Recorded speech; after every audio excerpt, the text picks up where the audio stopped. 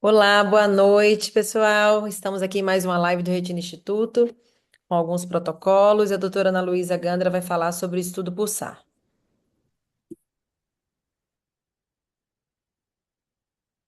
Boa noite, gente. Hoje, então, vou dar início às aulas. Eu vou falar sobre o estudo Pulsar. Eu peguei como referência final esse artigo de publicação até recente, que é desse ano. O estudo Pulsar, ele tinha como objetivo, então, avaliar se a administração intravítrea do aflibercept de 8 miligramas em pacientes com DMRI era não inferior àqueles que receberiam o aflibercept de 2 miligramas a cada 8 semanas, considerando o ganho de acuidade visual e também a possibilidade de ter intervalos mais longos entre as aplicações, o que poderia reduzir a carga de tratamento. Esse estudo, então, ele avaliou a acuidade visual, considerando que a margem de não inferioridade seria o ganho de 4 letras.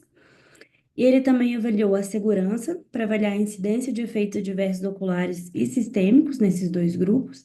E, como eu disse anteriormente, avaliar a durabilidade do efeito, com a possibilidade de estender o intervalo de tratamento, mantendo o controle da doença. O estudo, então, ele englobou pacientes virgens de tratamento para DMRI exudativa, que tinham uma acuidade visual entre 20/32 e 20/320, que tinham uma membrana subfoveal ativa, que a área de ativação correspondesse a pelo menos 50% da área total da lesão, e, como sempre, pacientes que não tinham fatores de confusão, né? Neovascularização por outras causas, contraindicação para realização da intravítrea ou outras doenças oculares graves. Então, sobre como que os grupos foram divididos. No final, eram 1.011 pacientes elegíveis, que eles foram divididos em três grupos. Um que seria considerado o grupo de controle, que seria o que receberia a dose padrão de 2 miligramas a cada 8 semanas. Os outros dois grupos receberiam o aflibercept de 8 miligramas, um a cada 12 semanas e o outro a cada 16 semanas. Importante falar que, inicialmente, esses pacientes receberam 3 doses mensais, as doses de carregamento, e depois eles passaram para as doses correspondentes aos intervalos correspondentes a que foram randomizados.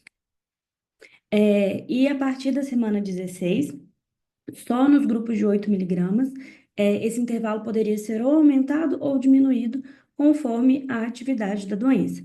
Importante falar que o grupo de 2 miligramas se manteve a cada 8 semanas até o final do estudo. E quais eram, então, os critérios de atividade da doença? A presença de fluido intra ou subretiniano, piora, aumento da espessura retiniana e piora da acuidade visual. Falando, então, dos resultados, inicialmente, publicação de 48 semanas, mostrou que o aflibercept de 8 miligramas se mostrou não inferior ao grupo controle, né, de 2, em relação à acuidade visual. Além disso, inicialmente na avaliação de 16 semanas, o grupo de 8 se mostrou superior em relação à redução de fluido intra e subretiniano, e em 48 semanas ele se mostrou comparável, em relação à redução da espessura macular central. É importante falar que a maioria dos pacientes que recebeu 8 miligramas, eles se mantiveram no intervalo randomizado, de forma que eles receberam menos injeções do que o grupo de 2 miligramas. Em relação à segurança, eles tiveram um perfil de segurança muito semelhante. Já os resultados de 96 semanas, a gente vê que o ganho de acuidade visual se manteve similar, assim como a espessura macular central. Em relação ao número de injeções intravítreas, a gente pode ver que os grupos de 8 miligramas tiveram um número menor de injeções em relação ao grupo de 2. E essa imagem do estudo eu achei interessante. Se a gente puder ver essa terceira coluna aqui, a gente consegue ver que 88% dos pacientes de 8 miligramas mantiveram o intervalo de pelo menos 12 semanas, 71% manteve o intervalo de pelo menos 16 e 47%, quase metade dos pacientes, conseguiram manter o intervalo de pelo menos 20 semanas.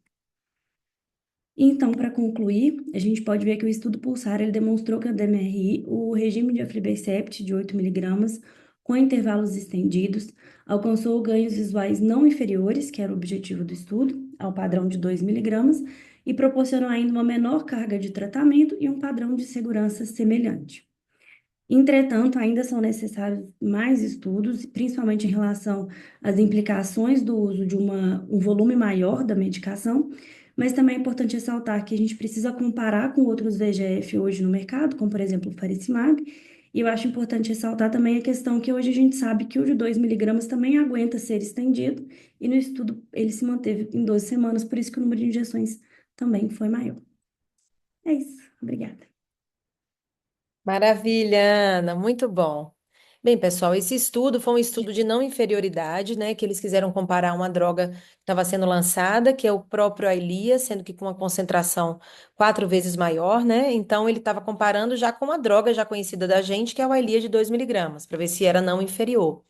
E aí manteve o Eylea ali de 2 miligramas a cada 8 semanas e estendeu o grupo de 8 a cada 12 ou 16 semanas. Então, esse foi o desenho do estudo para provar essa não inferioridade que foi provada, ok? Conseguindo com isso a gente ter um intervalo maior entre as aplicações.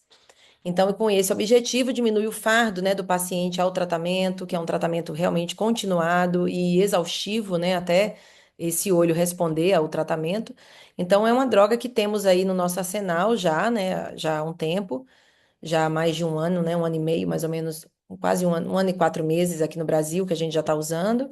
Uma droga que responde muito bem.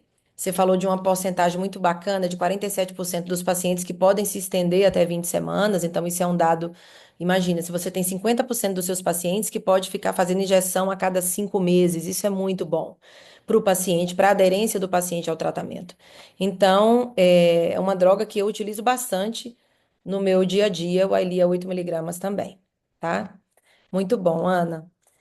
O próximo será quem agora? A Carol agora, Então, pode vir a doutora Caroline para a próxima aula. com Rock e Harrier.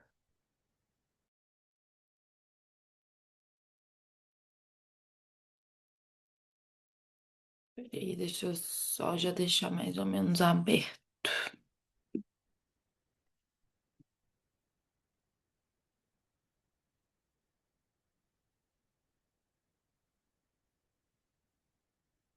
Todo mundo vendo direitinho? Certinho. Boa noite a todos, meu nome é Caroline e hoje a gente vai dar continuidade nas aulas. Hoje eu vou falar sobre o estudo Rock e Harrier. Não tá passando. Os objetivos dos estudos, então, foi avaliar a eficácia e a segurança do prolucizumab de 6 e 3 miligramas. Além disso, comparar com a aflibercept de 2 miligramas nos pacientes portadores de DMRI neovascular. A hipótese era de que não haveria uma inferioridade em relação ao ganho de acuidade visual e uma melhor durabilidade anatômica. O desenho do estudo, então, foram ensaios clínicos fase 3, multicêntricos, randomizados e duplo mascarados. A população eram pacientes, então, com DMRI neovascular numa fase ativa. E em relação à intervenção, então foram divididos em grupos que receberiam um brolucizumab de 3 miligramas, que é o do estudo ROC, e o de 6 miligramas, que foram ambos os estudos, comparando com o outro grupo do aflibercept de 2 miligramas. O regime de tratamento, então, recebia uma fase de carregamento, que eram 3 doses mensais. Depois disso, eles eram separados, né? Eram analisados de formas separadas. O brolucizumab, que recebia a medicação a cada 12 semanas e poderia ser reduzida para 8 semanas, conforme a atividade da doença. E o outro grupo do aflibercept, que recebia fixo, a medicação a cada 8 semanas. A duração do estudo total foram de 96 semanas. Então, aqui só uma imagem para a gente entender um pouquinho. Então, recebiam 3 doses mensais e os pacientes eram avaliados de formas individuais. Então, o aflibercept de 2 miligramas recebia fixo a medicação a cada 8 semanas. O do brolucizumab, as duas doses, né, tanto de 3 quanto de 6, recebiam a cada 12 semanas e isso poderia ser alterado conforme a atividade da doença também para 8 semanas. De critérios de inclusão, então eram pacientes que tinham idade maior ou igual a 50 anos, tinham que ter a DMRI neovascular ativa, confirmado tanto na Angio quanto a OCT, uma acuidade visual de 78 a 23 letras no ETDRS, que corresponde a 20,32 a 20,400, a lesão tinha que ser menor que 12 discos de área e não poderiam ter recebido tratamento com anti-VEGF prévio. De exclusão, as outras doenças maculares, então o paciente não poderia ter, por exemplo, edema macular, oclusão, algum caso de miopia patológica, seriam excluídos aqueles que tinham algum caso de inflamação, por exemplo, uma uveíte também, casos de hemorragia subfoveal extensas, um glaucoma não controlado e, além disso, casos de doenças sistêmicas, né? Acuidade, AVC ou IAM nos últimos 6 meses. Os desfechos avaliados, então, primários, era a mudança média da acuidade visual na ETDRS na semana 48, e secundários foram avaliados a proporção de pacientes que eram mantidos nos intervalos de 12 semanas, qual que foi a redução na espessura central da retina e se tinha ausência de fluido, tanto intra quanto subretiniano. Além disso, a segurança tanto ocular quanto sistêmica. Então, vamos aos resultados.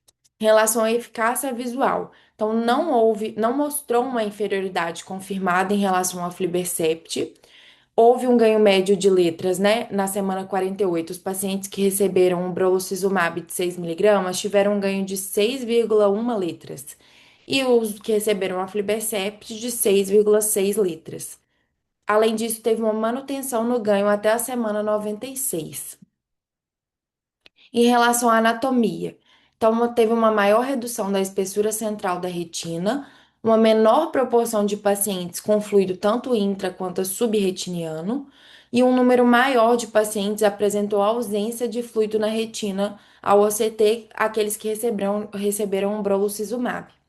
Aproximadamente 50% dos pacientes tiveram mantidos aquele intervalo de 12 semanas durante todo o estudo em relação ao perfil de segurança. Então, os eventos adversos oculares que foram considerados graves, que foi o caso de vasculite retiniana e oclusão vascular. Segundo o estudo, a incidência global foi baixa, mas foi um motivo de atenção, principalmente no pós-comercialização. Evidenciou-se que aumentou a inflamação intraocular, e isso foi maior que os outros anti-VEGFs até então estudados. Então, vamos às conclusões. Interpretando os resultados, então, segundo o estudo, o brolucizumab demonstrou uma eficácia visual que não foi inferior ao aflibercept, teve um controle anatômico bom, uma maior durabilidade de até 12 semanas, mas eles destacaram essa questão do risco aumentado da inflamação, mas falaram que era só a gente ter uma monitorização mais cuidadosa. Teve uma redução potencial na frequência das injeções, então destacando aquele intervalo de 12 semanas. Eles indicaram para pacientes com uma boa adesão e um bom acompanhamento, e novamente destacaram essa questão da avaliação individualizada e levantar a questão de risco-benefício por causa dos possíveis efeitos colaterais. E aí eu trouxe uma coisa para a gente pensar em conjunto pensando dos viés e da limitação dos estudos. Então, em relação à seleção dos pacientes, foram pacientes que eles consideravam naives, né, que não tinham tratamentos prévios com anti-VEGF. E o resultado, ele não reflete a nossa prática ideal, real, né, onde os pacientes não são retratados, onde muitos dos nossos pacientes são retratados, né?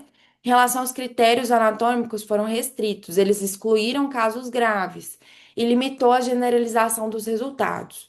Em relação também ao regime fixo de comparação, onde o aflibercept era a cada 8 semanas. Na prática clínica, o aflibercept a gente pode usar o regime PRN, e nesse caso do estudo, favoreceu artificialmente o brolucizumab, quanto foi comparado na durabilidade, que ele foi usado a cada 12 semanas. E em alguns casos ele poderia ser alterado para 8, né?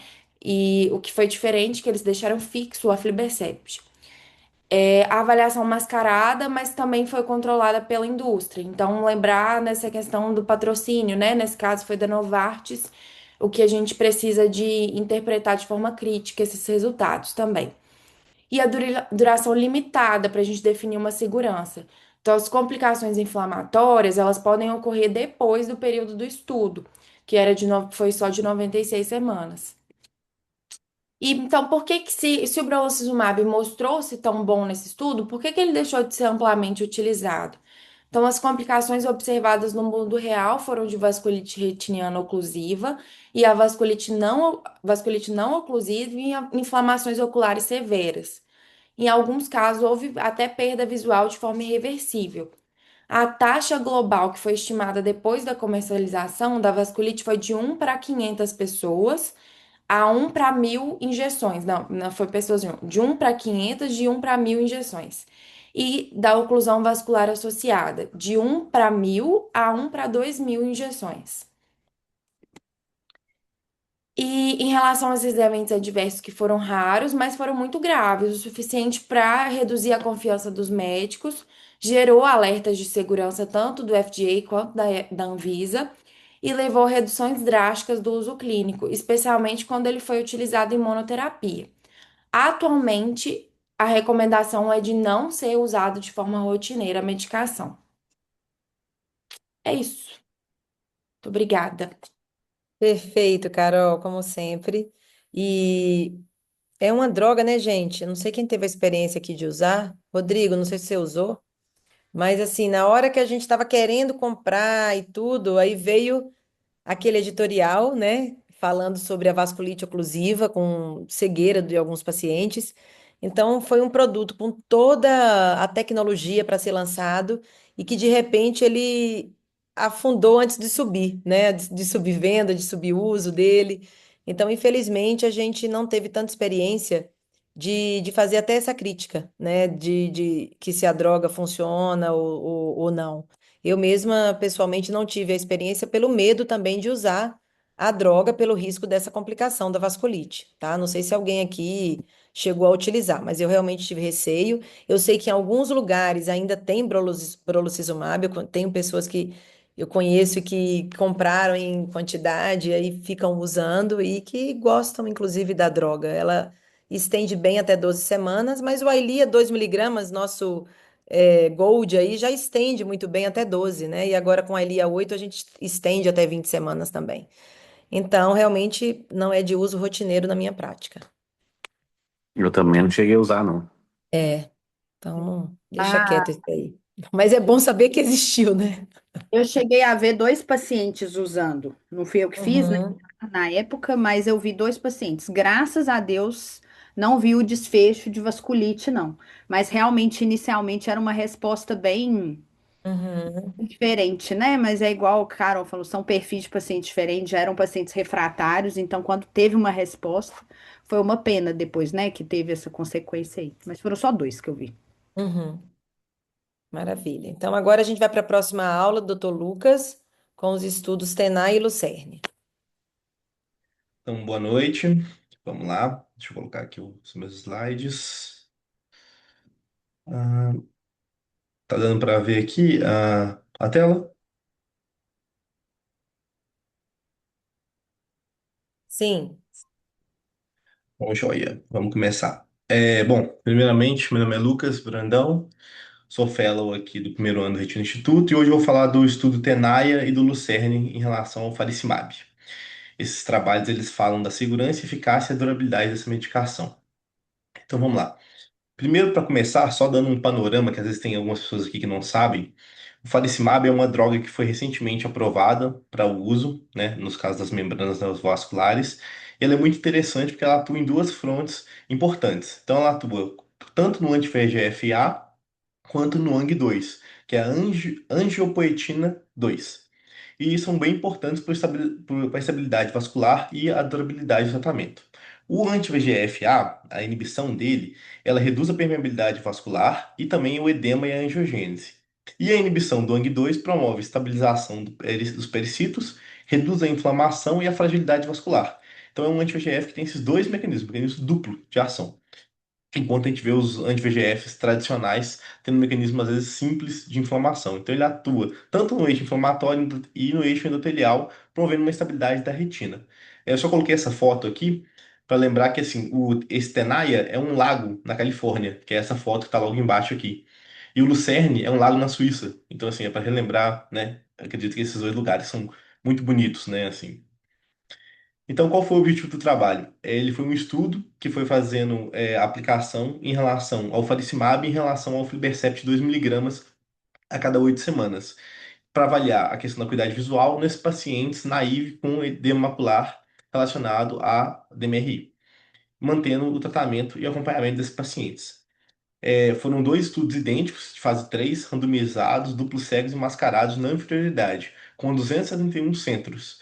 E foi feito uma população de mais ou menos 1 para 1, né? 665 pacientes do faricimab randomizados e 666 do aflibercept também randomizados. Eles colocaram como critério primário a melhora na acuidade visual basal, até 40 semanas, né? O acompanhamento desses pacientes, e a não inferioridade esperada de até 4 letras nesse acompanhamento. Então, assim, foi feito o faricimab na dose de 6 miligramas e o aflibercept na dose de 8. E depois foi feita uma extensão do tratamento com todos os pacientes com faricimab, com esse esquema que chama PTI, que eu vou explicar mais para frente como é que foi feito esse esquema de tratamento. Então, assim, foram incluídos pacientes com mais de 50 anos, com a alteração subfoveal ou justofoveal, sem tratamento prévio, né? Então, pacientes naive, que não tinham recebido tratamento antes. Com esses critérios de acuidade visual que eu falei antes, né? Com a acuidade visual mais reduzida. E foram excluídos pacientes que já tinham outras alterações de neovascularização, eventos trombembólicos, outras complicações. Então, como a gente pode ver aqui nessa tabela, os pacientes receberam a primeira dose do faricimab, 4 doses iniciais, que foi a Loading Dose, em relação ao aflibercept 2 miligramas, foram 3 doses iniciais, na semana 0, 4 e 8. Sendo que o faricimab foi até a semana 12. E nisso eles foram acompanhados os pacientes. Foram refeitas as aplicações aqui na semana 24, o outro na semana 28, conforme a atividade ou não da doença, né? Os pacientes que tinham doença ativa com 20 semanas receberam outra aplicação. Pacientes que tiveram doença ativa com 24 semanas também receberam outra aplicação. E os pacientes foram acompanhados na sequência. E o aflibercept, a mesma coisa. Foi feita a extensão progressiva do tratamento. É, Bom, o aflibercept é a extensão a cada 8 semanas do tratamento, né? E quais foram os resultados e o que que esses estudos, o que que esses dois estudos trouxeram para a gente? Eles mostraram que a média da acuidade visual, que foi esse primeiro gráfico que eu estou mostrando aqui, da tabela A, teve um achado importante de melhora de 5,8 letras em relação ao faricimab e 5,1 letras em relação ao aflibercept, ou seja, uma diferença de 0,7 letras, ou seja, dentro da margem esperada. E o Lucerne, 6,6 letras em relação a 6,6, ou seja, sem diferenças. Ou seja, cumpriu o desfecho que estava esperado desse estudo, ou seja, o faricimab não foi inferior ao aflibercept nesse caso. Lembrando que o faricimab ele foi feita a extensão dele até 16 semanas, e o aflibercept mantido em 8 semanas no acompanhamento das 48 semanas. Em relação ao acompanhamento com o OCT, a gente viu que o faricimab teve uma redução um pouco melhor da espessura central da retina. Claro que esses pacientes receberam uma quantidade menor de injeções, né? E teve um achado de uma redução maior, né? Mais importante da espessura do OCT em comparação com o aflibercept. E qual foi esse esquema do PTI que foi realizado depois nesses pacientes? É uma metodologia diferente do tratar estender, que foi baseado tanto no OCT, quanto na acuidade visual, quanto na avaliação fundoscópica. Se o paciente tinha uma hemorragia nova, uma alteração no brilho, então outros achados importantes, né? Além da própria avaliação do investigador. E esses intervalos eles foram reajustados, né? Ou seja, os pacientes que tinham alguma dessas alterações ali pertinentes foi antecipado, né? Foi feito o retratamento, e os outros pacientes foi feita a extensão até 16 semanas nesse caso, né, e do aflibercept até as 8 semanas, como esperado. Então, assim, foi o primeiro estudo que trouxe esse PTI como uma nova metodologia em relação ao tratar estender. Então, trazendo mais para a vida real como a gente pode disfarçar mais esses tratamentos. Então, assim, eu acho que é bem interessante isso, que é uma forma que a gente pode aplicar na nossa prática do dia a dia, né, de como avaliar, como estender esses pacientes, que esses pacientes ficam bem ansiosos com o tempo de tratamento, como esse tratamento vai ser realizado, e cada médico, né, acaba estendendo ou tratando de uma forma diferente, né? Então, assim, acho que isso é muito importante para tentar unificar essa forma de extensão nesses casos. Então, assim, de take-home message desse caso, o faricimab ele não foi inferior ao aflibercept no acompanhamento até 2 anos, né, e com uma resposta anatômica bem robusta. O diferencial importante foi a extensão até 16 semanas desses casos, com resultado interessante e com um número menor de injeções. Esses casos foram, a gente vê que tem a dupla via, então melhorou um ganho estrutural desses pacientes, né, já que a gente atua em dois mecanismos de extravasamento vascular e de alterações da membrana. E esse protocolo pode ser até mais interessante do que o tratar de estender, mas tem que ser melhor elaborado, né? Tem que ter critérios mais bem definidos e uma aplicabilidade clínica de vida real maior. A gente viu que esse estudo é bem significativo, dois trabalhos aí relevantes que trouxeram a droga para o mercado e assim, com poucos efeitos colaterais, né? Diferente do Provicilumab, que a doutora Carolina apresentou, esse trabalho com o faricimab não teve tantos efeitos colaterais, ou seja, uma droga bem segura que vai estar aí no nosso dia a dia. Então, achei bem interessante e, assim, recomendo bem a leitura desses dois trabalhos. É isso, qualquer dúvida, eu estou à disposição. Maravilha, Lucas, parabéns, muito bom. E aí, pessoal, esse estudo é bem recente, né? Todo mundo ouviu falar, né? Já faz a droga faricimab. E aí foi esse estudo que lançou essa droga para o tratamento dos pacientes com DMRI. Foi um estudo comparativo, né? Com o braço fixo do aflibercept de 2 miligramas, igual o Lucas pontuou muito bem. E isso é uma crítica, porque na bula era para ser realmente o aflibercept a cada 8 semanas após a loading dose, mas a gente sabe que ele estende mais, então não foi uma comparação tão justa, tá? Mas é uma droga que funciona muito bem, tem uma dupla via aí excelente e tem estendido os pacientes tal como a Eylea 8 miligramas. Então a gente tem aí hoje no nosso arsenal essas duas drogas que podem diminuir o fardo, né, dos pacientes com esse tratamento tão crônico para DMRI. Então é uma droga que eu também particularmente gosto bastante. E ela, por exemplo, em pacientes com polipoidal, ela se mostrou muito mais responsiva, inclusive, que outras drogas disponíveis, tá? Então, eu gosto bastante também dessa droga, faricimab. Só um É caso alguma... interessante Pode que eu falar, gostaria de Lucas. comentar é um trabalho que eu estou escrevendo com a doutora Heloísa, até Uhum, vou passar para todos vocês aí depois, que foi interessante. Eu vi o paciente lá no estágio, até já mandei o trabalho para a doutora Giovana, que era uma paciente com arada, que tinha uma membrana, né, num dos olhos, e a doutora Heloísa tratou com faricimab em uma dose e resolveu a membrana, né, teve uma cicatrização completa da membrana. E assim, não tem até agora, pelo menos que eu pesquisei na literatura, um caso parecido com esse, né? Um paciente com arada, com membrana, que foi tratado e tem a resposta anatômica 100% com uma dose de faricimab. Então, assim, bem interessante, né? Claro que foi um uso off-label ali, né? Não tem ainda descrito para isso, mas é uma coisa que a gente vai se tornar uhum. realidade aí mais para frente, né? Que esses pacientes existem, né? Então, assim, é um caso que a gente está escrevendo aí, bem interessante, tem as imagens bem legais, vai ser publicado aí mais para frente. Ah, que maravilha, muito bom. Bem, então agora a nossa próxima aula, doutor Júlio, com o último protocolo. Boa noite, deixa eu compartilhar aqui.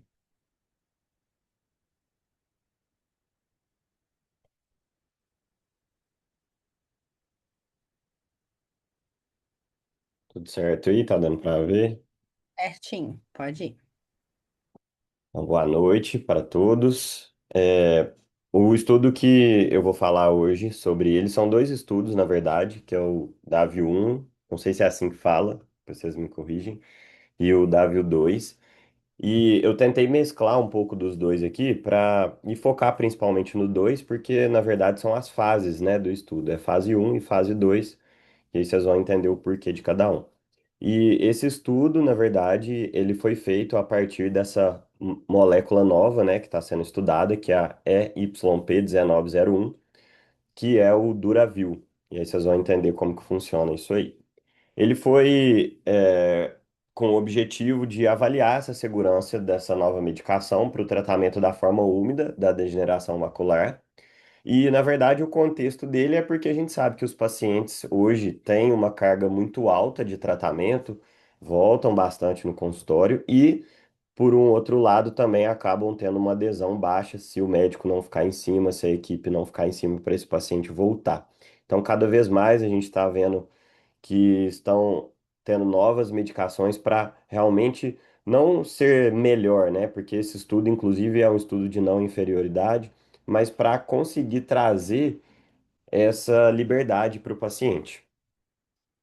E aí, o que que é essa molécula, né? Então, o EYP1901 é o Vorolanib, e ele foi combinado com o Duracert. O que que é isso? É um sistema de implante que já é utilizado em outras medicações, que é um implante que tem o objetivo de liberar essa medicação mais lenta, constante e sem picos, que é o que a gente mais quer em alguma medicação que fique ali no vítreo por mais tempo.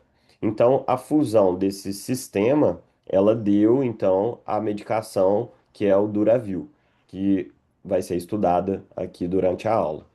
E aí ele lembra bem o Ozurdex. Eu pesquisei vídeo, mas como tá no início, né? Agora vocês vão entender que ele já está em fase 3, mas eu não achei vídeos, mas tinha essa foto aqui no artigo, então me lembrou bastante. E para a gente entender, essa medicação, essa molécula, ela é uma inibidora da tirosina quinase, então ela vai acabar inibindo ali tanto a parte do VEGF e a parte do PDGFR. Então tem inibição aí de permeabilidade, vazamento, migração, crescimento e também atua ali nos pericitos. E o que que foi o estudo? Então, primeiramente, o estudo fase um ele avaliou 17 pacientes para avaliar realmente ali a medicação, se era segura mesmo, fez um teste entre algumas doses, mas a gente vai focar no estudo fase 2 que foi feito com 156 pacientes. Esse estudo fase 2 ele tinha o objetivo dos dois, né, na verdade, mas focando aqui no fase 2 de avaliar a acuidade visual e a anatomia da retina, a segurança também da medicação e a proporção de olhos que ficariam sem injeção suplementar depois do tratamento. O paciente ele teria que ter DMRI úmida, uma acuidade visual com correção entre 85 e 35 letras, e ele teria que ser um paciente que já tinha sido tratado com mais de 2 injeções nos últimos 6 meses. Então, aqui é um estudo que não é um paciente virgem de tratamento. Os grupos de tratamento do estudo de fase 2, eles foram 3 grupos: o aflibercept, 2 mg, a medicação Duravil, 2 mg, e o Duravil com 3 mg, que é dessa molécula, né, a YP. E os dois dose única. E quais foram os resultados? Em relação à acuidade visual, esse estudo ele foi avaliado até 32 semanas, o de fase 2. Então, no grupo de acuidade visual, comparando entre os três, o P foi significativo e muito semelhante. Então, eles não tiveram uma inferioridade, não foram pior do que o tratamento com a aflibercept, tendo um ganho aí de letras nessas 32 semanas. Em relação ao desfecho anatômico, mesma coisa, foi até um pouco melhor do que o aflibercept, mas mostrou que também são medicações eficazes. Sobre a carga de tratamento, que, ao meu ver, é o foco do estudo e o objetivo principal de ter essas novas medicações, a gente foi visto que teve uma redução de 89% no de 2 mg e 85% no de 3 em relação à carga dos 6 meses prévios. Então, aqui não é comparando com a aflibercept. Eles avaliaram quantas injeções esses pacientes fizeram nos 6 meses prévios antes deles começarem no estudo e foi visto então uma redução muito alta nessa carga que eles precisavam realizar de medicação. E 64% dos olhos não precisaram de uma injeção suplementar nessas 32 semanas. Então, esses pacientes que fizeram tratamento, 64% deles não precisaram de outra injeção. E se você for ver em relação aos pacientes que precisaram ou não precisaram, mas colocando ali no máximo uma injeção, a gente chega nesse número de 83% sem injeção suplementar. Então, um número bem alto, pensando aí nessas 32 semanas. Sobre eventos adversos, não teve caso de. Ai, desculpa, tá errado ali, ó. Vasculite, não teve caso de toxicidade e teve 4 casos de eventos adversos, mas como descolamento de retina, catarata, mas não foi relacionado ao tratamento da medicação. E discussão em relação ao artigo. Essa medicação, ela mantém boa acuidade visual, semelhante ao aflibercept, foi visto isso principalmente no estudo fase 2. Os desfechos anatômicos não foram inferiores. E o principal benefício é sobre a redução importante da carga de injeções que foi obtido durante o estudo. Teve também um potencial, então, para melhorar, não só na DMRI, né, um potencial para outras doenças, nessas doenças que o paciente precisa voltar por muito tempo com o médico para questão de adesão da medicação. Então, isso teria um benefício muito importante. Perfil de segurança também foi tranquilo, né? A gente viu que não teve complicações. E as limitações do estudo. O primeiro, fase um é um estudo de segurança, né? Então a gente não tem que levar muito em consideração, poucos pacientes. Já o estudo fase 2 Esses pacientes, eles eram previamente tratados, então a gente não tem como falar como será isso, né, com os pacientes que ainda não fizeram tratamento e já começar com a medicação. E a gente não teve uma comparação direta com outras terapias, né, mais duradouras aí, só teve esse grupo controle, entre aspas, aí do aflibercept. E aí a gente pode concluir que realmente é um estudo efetivo, que teria que ser levado, e isso aconteceu, está acontecendo. Essa medicação está em estudo fase 3 com esses dois estudos, o Lugano e o Lucia, e já está em andamento, então agora é aguardar para a gente ver os resultados, o que que vai acontecer, para ver se realmente é algo que dá para entrar aí na nossa prática. E é isso. Muito obrigado. Perfeito, Júlio. Bem atual, né? Bem atual esse tema. E você vê que a gente vai caminhar para isso, para drogas que estendam cada vez mais, sejam em forma de dispositivos, ou de drogas mesmo medicamentosas que a gente faz intravítrea, ou de dispositivos, como ele falou aí. Então, realmente, você ter uma droga que estenda, olha, você viu aí, 32 semanas, você falou, não foi, Júlio? É, foi o estudo 32. Então é muito tempo, né, gente? Imagina, a gente já está feliz com drogas que estendam 16, 20 semanas. Então daqui a pouco vai ter droga que é de 3 em 3 anos, igual o Mirena, 5 anos, entendeu? E o Isso Viu? vai Agora ser é ruim 7, para. né? Se existir um negócio desse, vai ser ruim para o oftalmologista, né? Que a gente vai ali, vai É. injetando, né? Então, assim, não sei se isso rola, né? Mas que poderia, para o paciente seria muito bom, sim. Eu Mas fico é até isso. pensando se não tem uma parte assim da indústria farmacêutica de dar uma cortada nesses estudos aí, porque, querendo ou não, Exatamente, tem muita coisa envolvida e com certeza o financeiro pesa, é, né? Mas muito bom, gente. Adorei os protocolos, vocês estão vendo aí cada vez mais atuais, né? Assim, mais na nossa prática. Esse do Júlio, uma coisa ainda que não está no nosso meio, né? Mas na Árvore se falou muito disso, desse ano. Então, cada vez mais vão vir drogas aí. Não sei se para nossa mão, né? Para a gente estender cada vez mais o tratamento de DMRI ou de diabetes. Alguma consideração? Tudo certo? Pessoal aqui do Retina Instituto, semana que vem é a nossa entrevista, né? Uhum. Então depois a gente conversa no grupo aí, tá? Então tá bom, gente. Ó, uma boa noite para vocês. boa Boa Parabéns noite. noite. a todos. Noite, parabéns, Hoje. excelente. Um Boa noite. beijo. Beijo, Boa Fiquem com tchau. noite, Deus. Boa gente. noite. Beijo. Tchau. Tchau. Boa noite.